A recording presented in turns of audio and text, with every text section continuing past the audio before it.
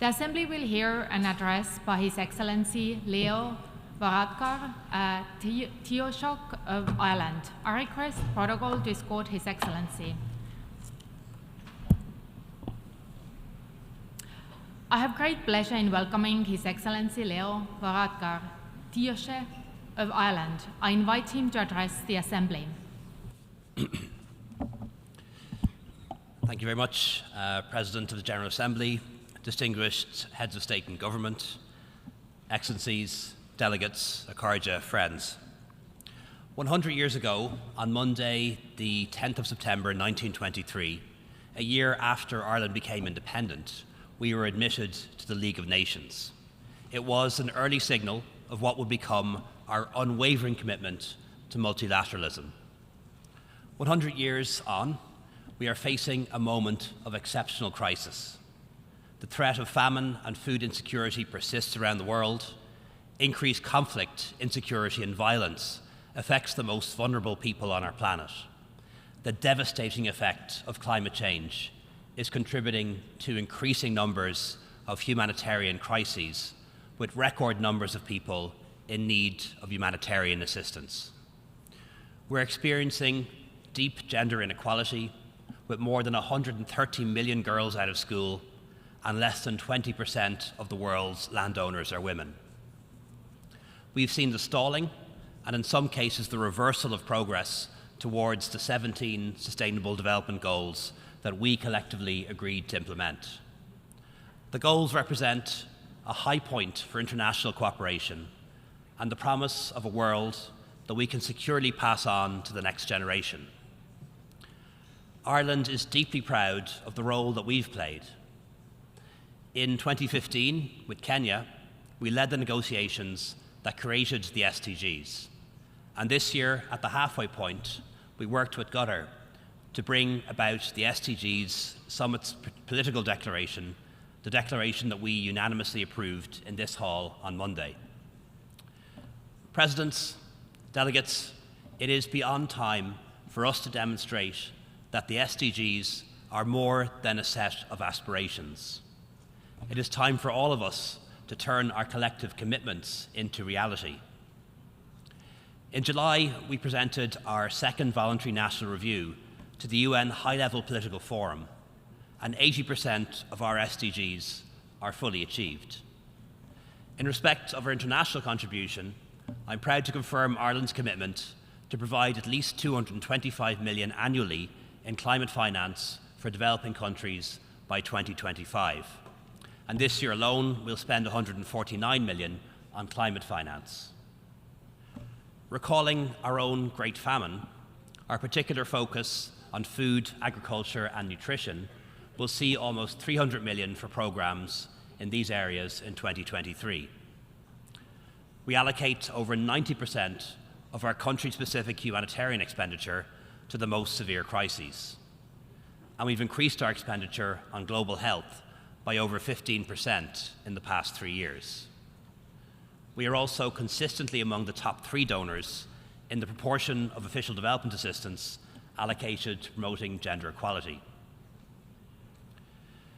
Earlier this year, the UN Secretary-General spoke of a world hurtling towards disaster with eyes open. We know that those who have done the least to cause the climate crisis are those most vulnerable to its effects. It is also clear that much of this is now irreversible, particularly for the least developed countries and small island developing states. In responding to this crisis, we cannot leave behind those who are already at the front line. Adequate levels of finance for adaptation are urgently needed, and it's essential that discussions this week on the Loss and Damage Fund should make real progress. We need to be ready to take a definitive step at COP28 in Dubai later this year. President, Excellencies, from our admission to the UN in 1955, Ireland has committed to unequivocally uphold the UN Charter and to maintain a position of independence at the United Nations. Our term on the Security Council in 21-22 saw grave breaches of that charter, none more flagrant than Russia's imperialist and brutal invasion of Ukraine. It was an act of unprovoked, unjustified aggression by an expansionist power against its smaller, weaker neighbour. The brutality of those actions has caused unfathomable suffering for the people of Ukraine. And as I stand on this most global of stages, I'm deeply conscious of the wider suffering it has caused, increasing global food, energy, and economic security, particularly in the global south. Russia's inexplicable decision last month to collapse the Black Sea Grain Initiative has only made this bad situation worse. For many, including some here today, the war on Ukraine might seem like a European problem, a regional conflict in which there is little stake for the rest of the world. But I've no doubt each of us in these United Nations has a deep interest in ensuring that Russia's attempts to move borders by force should not succeed. For when one aggressor prevails, their peers elsewhere will take note and be emboldened. We know this from our history. When Europeans draw attention to the profound injustice of what's happening in Ukraine, there can be criticism, some of it justified, of the developed world's failure to respond with the same intensity, feeling, and action to conflict and suffering elsewhere. We must acknowledge that while we have fallen short, the people of Ukraine should not be the ones asked to pay the price for this. They have done nothing to bring this war on their heads. They deserve the right that we all claim to determine their own future in peace and security. And they deserve the unqualified support and the action to back it up of every single member state of these United Nations. Equally, the Russian Federation and its leaders deserve our utter condemnation for what they've done and are continuing to do, and they must be held accountable. This week, the Irish government announced additional humanitarian assistance for Ukraine and Moldova, bringing our total so far this year to almost 40 million. President, Excellencies, it is a matter of real pride to the Irish people that Ireland stood firm, consistently, independently, and impartially in defence of human rights, humanitarian principles, and gender equality during our time on the Security Council. We are concerned at the ongoing threats to peacekeeping operations. We see even national authorities seeking the withdrawal of UN peacekeepers, compromising the security of their own people, and creating further conflict. These decisions fly in the face of the anniversary that we mark this year, that of the Universal Declaration of Human Rights. 75 years ago, we created the Declaration, which recognized the inherent dignity and the equal and inalienable rights of all persons. All of us in this room have the duty to recognize that dignity and to keep it at the heart of policy making. And we need the active engagement of civil society to fulfill this duty. As we mark the 25th anniversary of the UN Declaration on Human Rights Defenders, Ireland urges all states to promote a safe environment, both online and offline, for civil society. Finish my speech in English.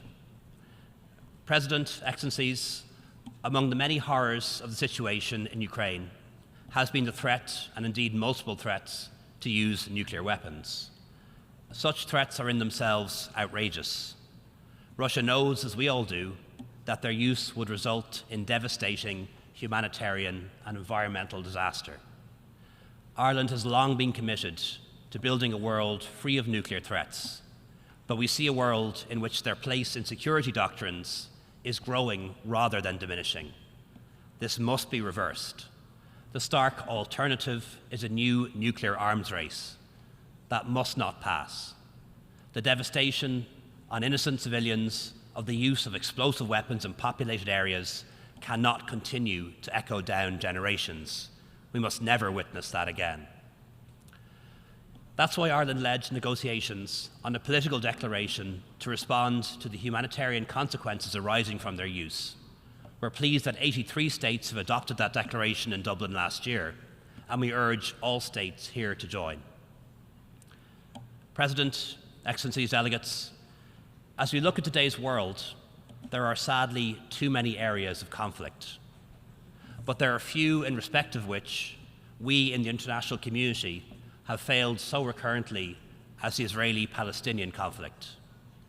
It should not be so. We have known for decades the parameters of the only just solution, a two-state solution with a viable Palestinian state based on the 1967 borders, living in peace and security alongside the State of Israel, whose own right to exist should be accepted and respected by all of its neighbours. We've affirmed and reaffirmed this many times, yet day after day, developments on the ground take us further from this vision and make a two-state solution much harder to achieve. We see acts of terrorism perpetrated against Israeli and Palestinian civilians alike, increasingly dangerous and provocative rhetoric, and clear violations of international law. The political space and civic space for those who promote peace and reconciliation is rapidly diminishing, and the consequences are stark. My country, along with many others, wholeheartedly agreed with the resolution passed by this Assembly, seeking an advisory opinion from the International Court of Justice on the legal consequences arising from Israel's prolonged occupation. Alongside many of you here today, we've submitted a statement to the court. To those who argue that having recourse to the court undermines the search for a political solution, I can only ask, how does the clarification of international law do anything other than strengthen international peace and security? A just and sustainable peace can only be based on international law, on accountability, on human rights, on the principles and purposes of the UN Charter. President, Excellencies, during Ireland's recent term on the Security Council, we saw firsthand the positive effect that its work can have. But we also saw its efforts stymied, its mandate undermined, crucial decisions and actions blocked by the use of the veto. Our future requires a UN with a reformed Security Council without the acronym of the veto. It has no place in the 21st century. And we also need a UN Security Council that properly reflects the world's demography and politics as it is now, not as it was in the 1940s. We know what can be achieved through cooperation at the UN. We have seen it, we have lived it, and we've participated in it. This is our institution, and it's a system that has real value. And my country is proud to hold the longest unbroken record of service in peacekeeping missions by the UN. We're proud that women and men of the Irish Defence Forces, who work to protect civilians and sustain peace around the world in UN, EU and NATO-led missions, operate with the mandate of this organisation.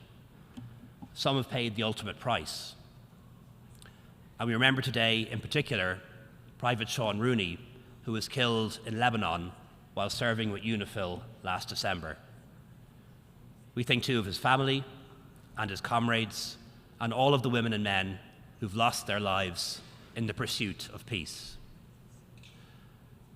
No one can doubt the need for the UN and the multilateral system to be reformed. Ireland fully backs the Secretary-General's Our Common Agenda process. We've contributed ideas and have listened to those of others. Our common agenda can be successful if we collectively make it so, and I urge the Secretary-General to keep our ambition high and to challenge us as Member States as we prepare the Summit of the Future next September. As you may know, this year also marks the 25th anniversary of the Good Friday Agreement, the agreement that helped to secure peace and power sharing in Northern Ireland. It was the culmination of years of brave leadership, brave political leadership and civil leadership in Northern Ireland. That of the Irish and UK governments working in partnership, of steadfast backing from friends and partners abroad, and a sustained commitment to peace and a better life by the people of Northern Ireland. An entire generation on the island of Ireland has now grown to adulthood, free from the shadow of violence. We know that peace is hard won and can never be taken for granted. We do not presume to know the solutions to conflicts faced by many nations around the world, but we strongly believe that this body that we all belong to, this body that encapsulates hope and ambition, compromise and dedication, has given us the ability to build peace, just, lasting, and inclusive peace. Thank you very much. On behalf of the Assembly, I wish to thank the Taoiseach of Ireland for the statement just made, and I request protocol to escort His Excellency.